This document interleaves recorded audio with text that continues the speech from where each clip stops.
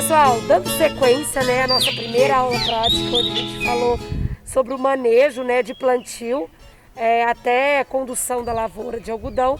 Voltamos aqui com o professor Jefferson e com o Vinícius para a gente falar um pouquinho sobre colheita, que eu acho que é uma etapa à parte do negócio, né, Vinícius? Perfeito. A colheita do algodão, ela é um pouco diferente, né, das colheitas das grandes culturas de soja e milho, né?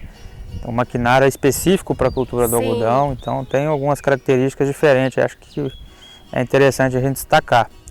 O professor está segurando uma planta aqui, acho que é importante a gente falar um pouquinho da estimativa de produtividade, né? Porque antes de colher a gente já tem uma grande curiosidade em saber o potencial produtivo de cada talhão, né?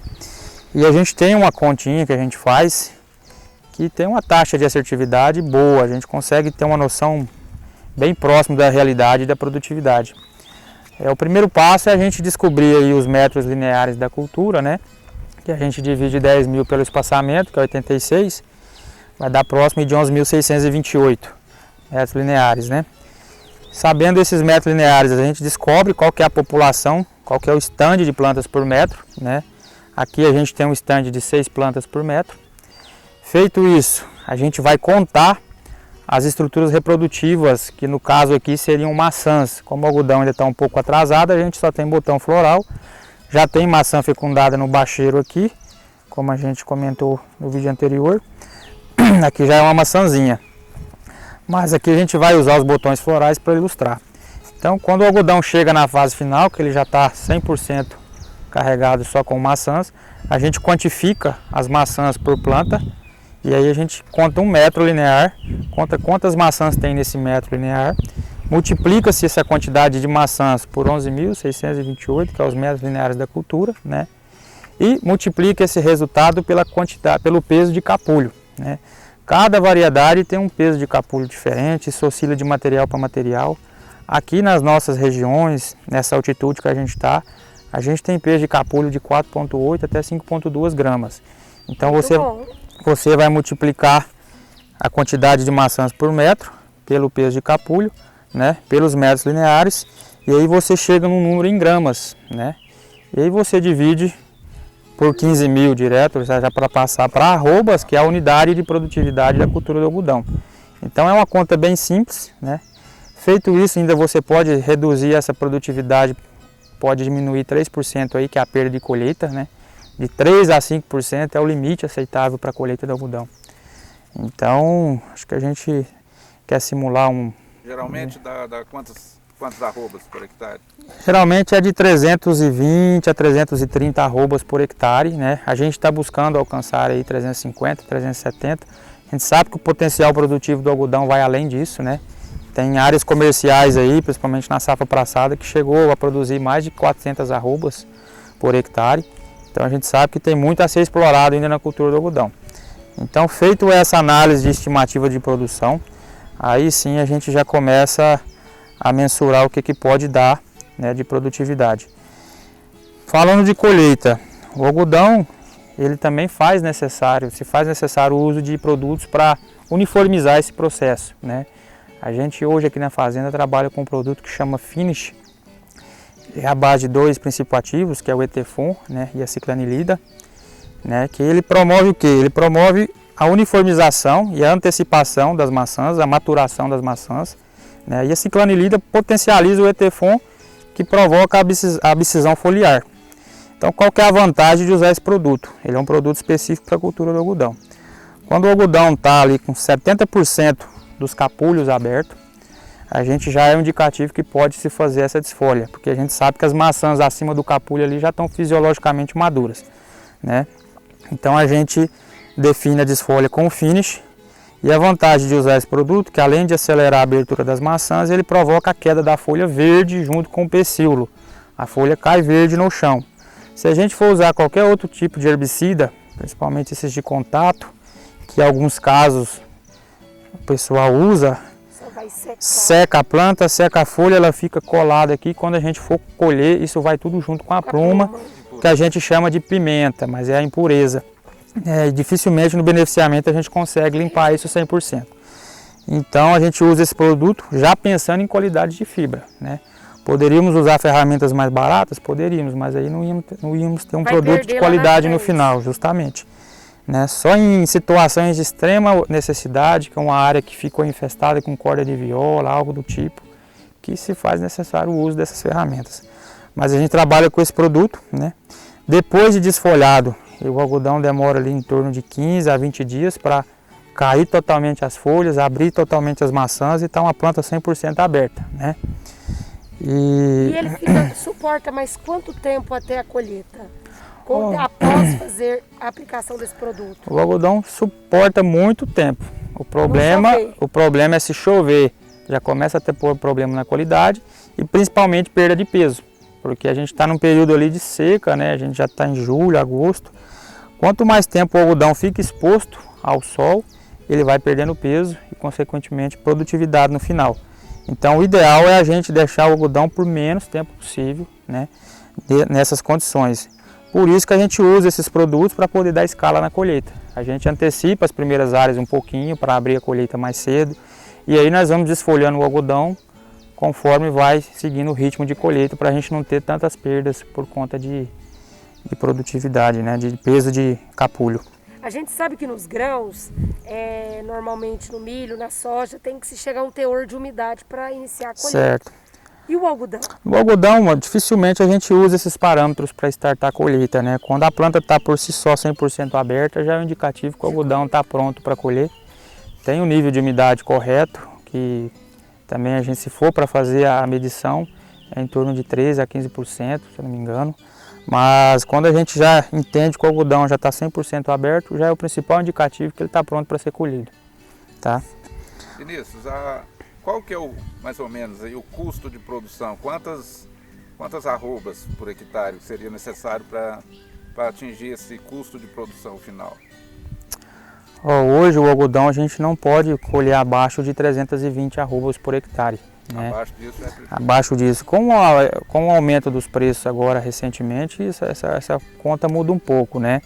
Mas falando aí uma margem com segurança, 320 arrobas por hectare, né? Tem um final aí 130, 150 arrobas de pluma por hectare, seria necessário para pagar o custo e sobrar uma margem, né? O custo do algodão hoje, se a gente for falar nas nossas áreas aqui em específico, que tem arrendamento, né? Fica em torno de R$12.000 o hectare. De 12 a 12.500, com o aumento nos insumos, né, devido a esse aumento expressivo do dólar nos últimos anos aí. Combustível, que também, tudo, né? Em contrapartida, o preço reagiu devido à diminuição das áreas de soja, né? Muita gente deixou, aliás, a diminuição das áreas de algodão para entrar com soja no lugar, principalmente Bahia, Mato Grosso, que são os principais estados produtores no Brasil, né? A gente notou que o preço já reagiu, né, em função desse cenário. Então isso aí vai ser um pouco mais tranquilo para a gente poder comercializar e sobrar uma margem satisfatória, né? E o grupo beneficia o próprio produto ou não? Sim, aqui a nossa colheita ainda são com máquinas de fardinho, né? Certo. Não são as enfardadeiras que fazem aqueles rolinhos. A gente colhe o algodão, enfarda ele na fazenda, faz os fardões. Grande, os fardões em torno de 2.000 quilos de média cada um. Vem um caminhão, retira esse fardo na fazenda e leva para a algodoeira, que é onde a gente beneficia 100% do nosso algodão. Que é onde às vezes pode-se ter um lucro um pouco melhor, porque o beneficiamento é feito dentro da própria empresa, né? Quando o produtor precisa, né, enviar para outro lugar para fazer o beneficiamento, acaba que começa a perder um pouco mais. Isso, é uma análise que tem que ser feita, né? Porque quem quer começar a plantar algodão tem que ter a estrutura de colheita, tem que ter aonde vai beneficiar, porque diferentemente de soja e milho, na região é precário, né? Poucas. Sim. Aqui a gente tem só a gente só aqui O Brasil é autossuficiente em algodão ou ele tem que importar ou ele exporta a maior parte? É autossuficiente. O Brasil consegue produzir, né, a demanda externa e interna, né? Esse ano, por conta dessa diminuição da área, vamos ver como é que vai se comportar o cenário aí, né? Como é que estão os estoques. Mas o Brasil se eu não me engano, na escala de produtividade ele está em torno do... Era quinto, né? Agora não me recordo mais qual que é a colocação, mas está no ranking mundial, mundial, o Brasil está bem acima também. E você sabe, o algodão produzido aqui, a finalidade dele, o grupo expõe isso ou não? Sim, aqui confecção. Boa parte da nossa produção aqui a gente vende para as tecelagens, né? A gente tem uma parceria com a empresa que compra já a pluma, né, beneficiada, né? Parte da produção também é em negociação de insumos, né? A gente faz as negociações em barter, justamente, né? Então, praticamente é para esses dois nichos. Acho que não tá sobrando escala para exportação. Já exportou no passado. Vinícius? Então, aqui a gente ainda não cultiva, né? A gente vê um pouco de cultivo desse algodão no Nordeste, né? Nas regiões de agricultura familiar. Eu, particularmente, nunca cheguei a ver uma lavoura de algodão colorido, né? Mas aqui na região, assim, eu não conheço ninguém que cultiva. A gente sabe que é mais... o cultivo do algodão colorido vem muito com esses problemas alérgicos, né? Uhum. É uma agricultura mais sustentável, Justamente. Por isso que vem para o pequeno produtor. Eu até era uma dúvida que eu queria, se caso vocês produzissem, se tem diferença, alguma coisa assim no cultivo desse produto diferente, né? A gente está acostumado mais só com o convencional. Isso. Que como eu disse, eu também não tenho tanto know-how em relação ao algodão colorido, né? A gente sabe que na região aqui eu não conheço ninguém que produz.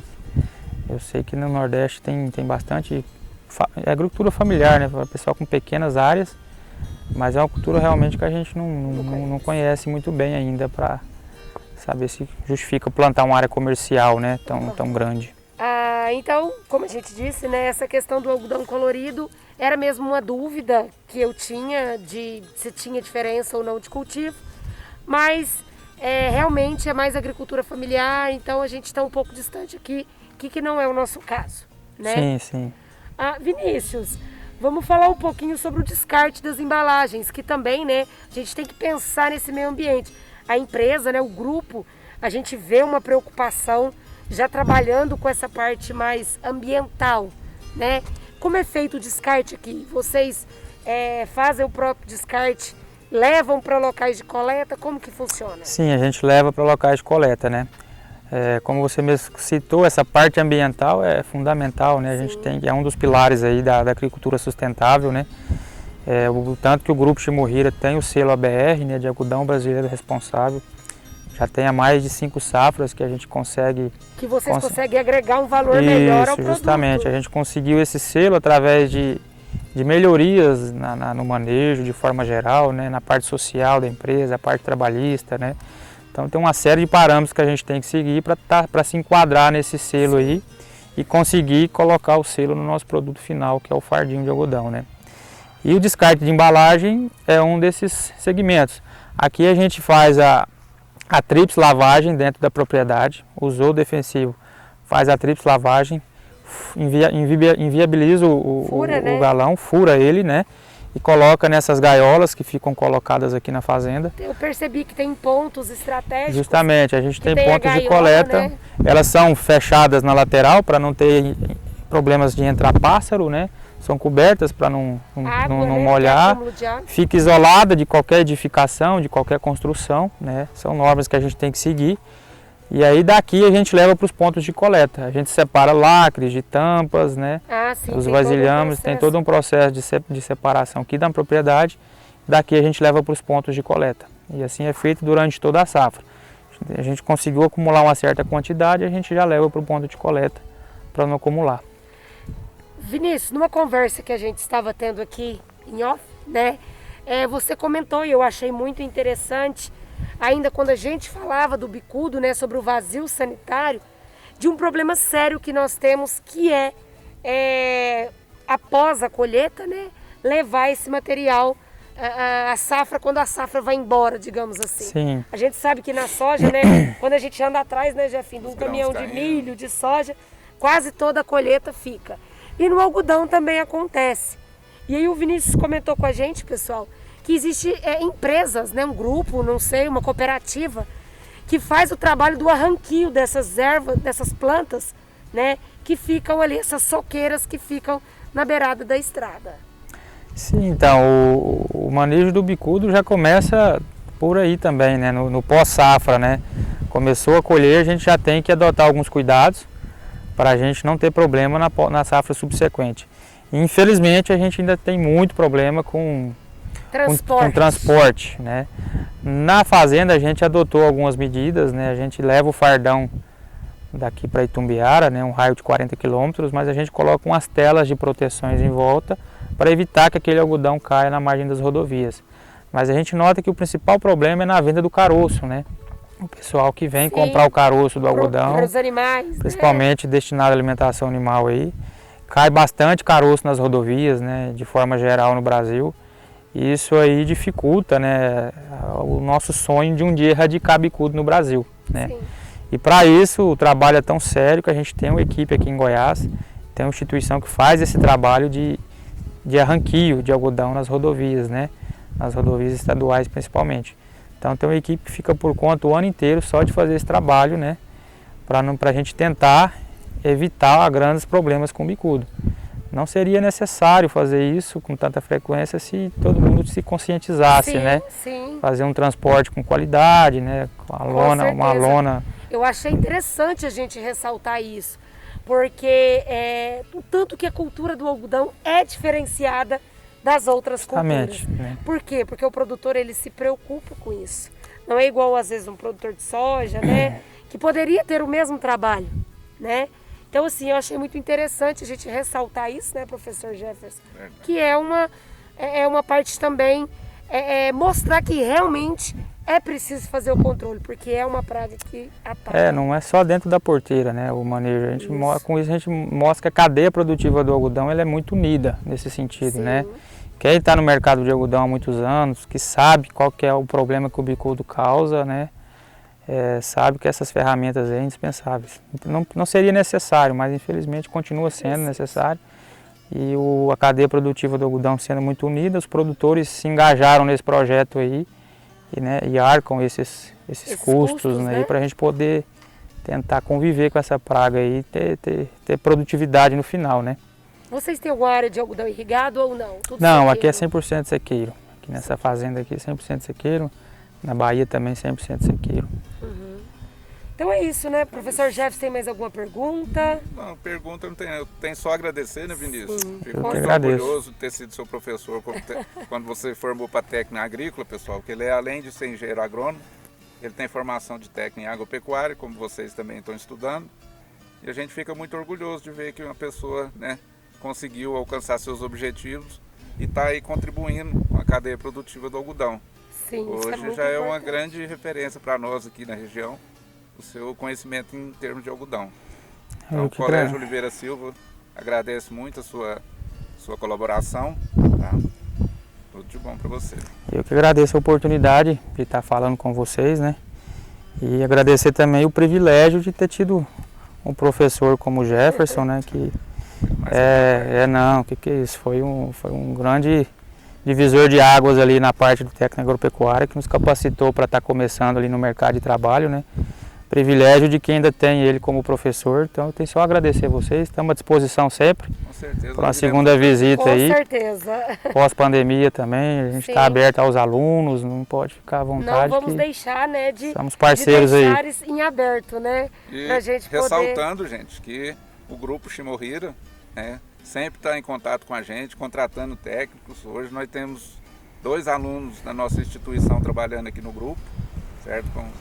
Então isso para nós é um motivo de satisfação, de orgulho. Sim, a gente agradece muito. E agradecer que o grupo sempre dá oportunidades para aqueles que querem começar, que isso é muito importante, né? Ninguém nasceu sabendo e nem vai morrer sabendo, Justamente, né? Tem que ter o ponto inicial aí e a gente está à disposição para ajudar nesse sentido. O final nunca. Justamente, o céu é o limite, né? O céu é o limite. Mais uma vez, obrigada. Eu que agradeço. O Colégio Oliveira Silva agradece. E sempre que precisar do colégio, nós estamos à disposição. Muito obrigado. Tchau, pessoal. Até a próxima aula, se Deus quiser.